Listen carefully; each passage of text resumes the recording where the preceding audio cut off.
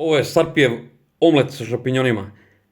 Ako te zanima kako sam ovo napravio, odgledaj video do kraja i uživaj u ovom videu. Pre toga želim da te pozovem da lupiš like, da komentarišeš, podeliš ovaj video, tako pomožeš radom moga kanala. Uživaj u videu.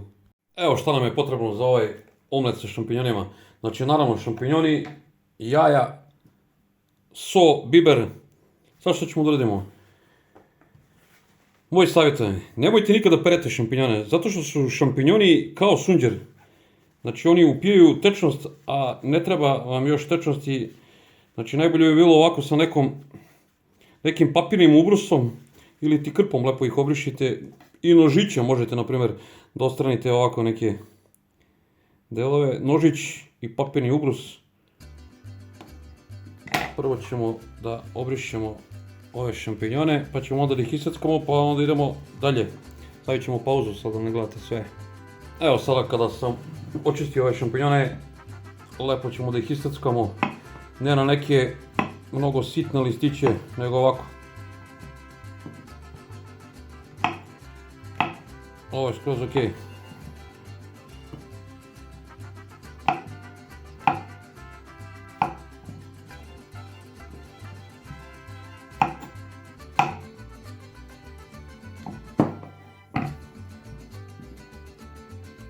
Evo kada smo iseckali šampinjone, uzet ćemo ova jaja, razbit ćemo ih u neku posudu ili neki tanjir.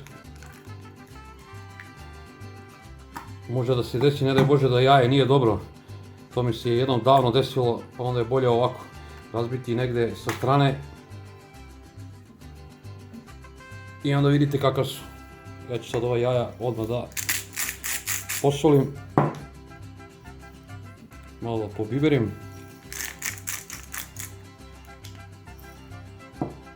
Sada ćemo da uzmemo jedan tiganj, da sipamo malo ulja.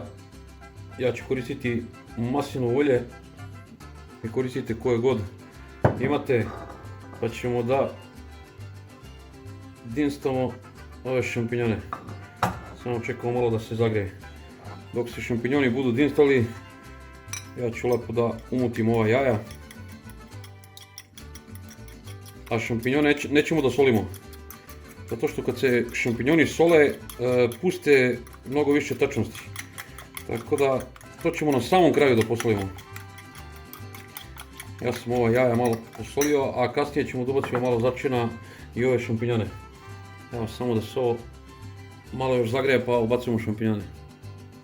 Evo, kada se ulje zagrejalo, ubacit ćemo šampinjone.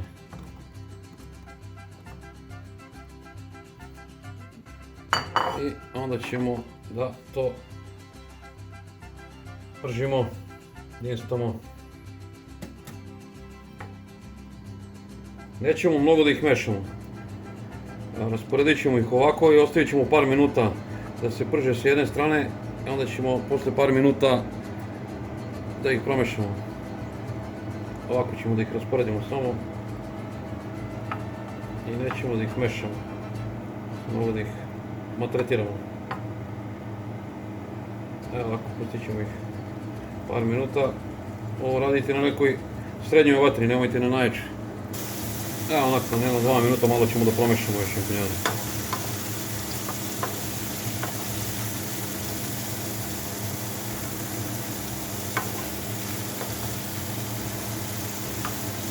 Evo pogledajte kako kaliraju, kako se smanjuju. Evo ovako još minut 2. Ne treba duše da im vadimo. Jer oni u suštini mogu da sjedu i živi. Tako da ne treba to mnogo spremati. Evo pogledajte kako su lepu boju dobili, karamelizovali su se. Ovo je sad prava stvar da sad malo posolimo, začinimo i da prelijemo sa jajima. Stavite malo soli, malo bibera, vi stavite što god želite.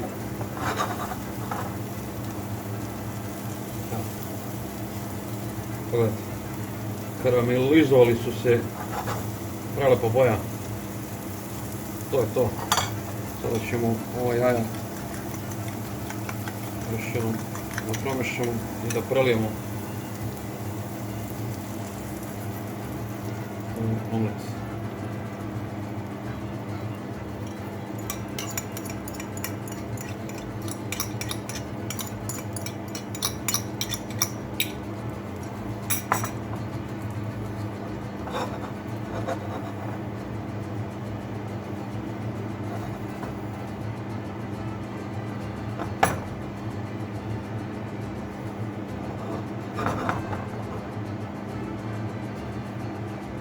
Čekamo malo da se isprži da bi mogli da okrenemo.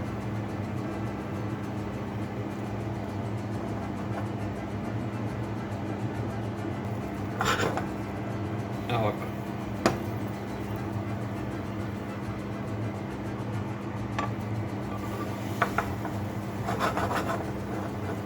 I onda će biti savršen. Još malo samo da se isprži sa one gornje strane.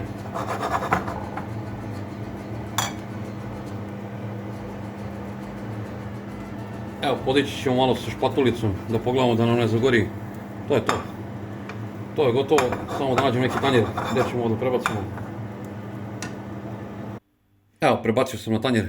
Ovo je Sarpijev omlet sa šampinjonima. Evo, ovaj fantastični omlet ću da jedem sa ovim feta sirom što sam pravio sa maslinovim uljem. Ako to nisi gledao, imaš u mojim videovima, pa pogledaj. Tako da, evo, vrlo lako da se napravi jedan doručak ili večera. Ako ti se svidao video, lupi like, komentariš, napiši mi iz koje me države, iz kog grada gledaš, volio bi da znam. Vidimo se u nekom sljedećih videa, puno pozdrava od Sarpija.